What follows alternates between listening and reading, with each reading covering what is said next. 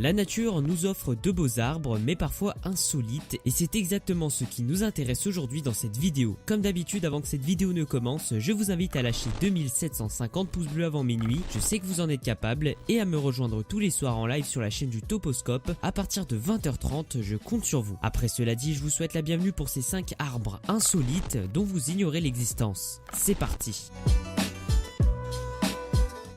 Numéro 1, le chêne d'Allouville. Le chêne d'Allouville est un chêne pédonculé situé au centre du village d'Allouville-Bellefosse, dans le pays de Caux, en Seine-Maritime. Selon des estimations, ce chêne serait âgé d'environ 800 ans. Cet arbre a été taillé dans les années 1600 pour abriter 2 chapelles avec son énorme coffre.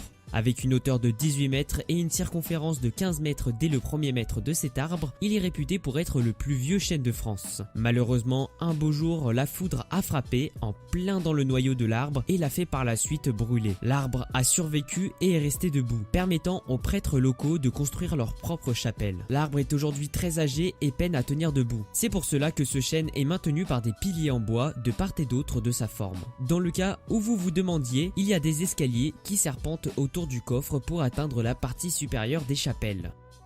Numéro 2, le Wawona Tree. Cet arbre était immense et était celui qui avait le plus de succès parmi tous les arbres de Marisopa Grove, dans le parc national de Yosemite, en Californie. Il se trouvait à une hauteur incroyable de 70 mètres et pour les plus curieux d'entre vous, vous pourriez même le traverser. Suite à un incendie à la base de ce séquoia, un trou assez grand se fut remarqué. Assez grand pour construire un petit tunnel pour laisser les passants passer en plein dans le cœur de ce magnifique arbre. Malheureusement, il est tombé en 1969 sous une charge estimé de 2 tonnes de neige. Il avait alors 2300 ans. Numéro 3, l'eucalyptus arc-en-ciel. Cet arbre est originaire de l'île de Mindanao dans les Philippines. On le trouve aussi naturellement en Nouvelle-Bretagne, Nouvelle-Guinée, Céram et Sulawesi. Mais il est cultivé un peu partout dans le monde pour faire de la pâte à papier. Au fur et à mesure que l'écorce vieillit, elle passe par plusieurs changements de couleur du vert au bleu, au pourpre, à l'orange et enfin au brun avant de se répandre sur toute la surface de l'arbre. L'arbre est aussi utilisé pour son tronc décoratif qui moi je trouve est très joli.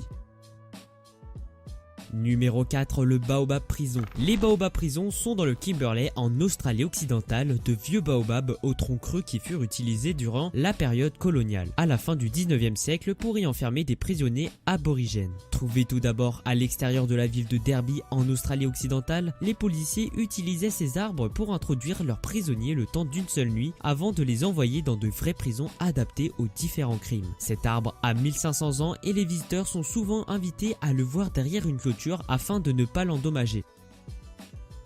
Numéro 5, arbres sculptés. La forme de ces arbres sont tout simplement incroyables, mais en réalité leurs étranges formes sont le résultat d'un travail de précision de la part de sculpteurs d'arbres. C'est l'utilisation d'arbres vivants pour créer une forme ou une structure souhaitée. Alex Erlandson est considéré comme l'un des plus grands sculpteurs d'arbres. L'astuce consiste à diriger la croissance de l'arbre lorsque ce dernier est encore en vie. Il est même possible de créer des meubles uniques en récoltant le bois une fois qu'il a pris la forme souhaitée.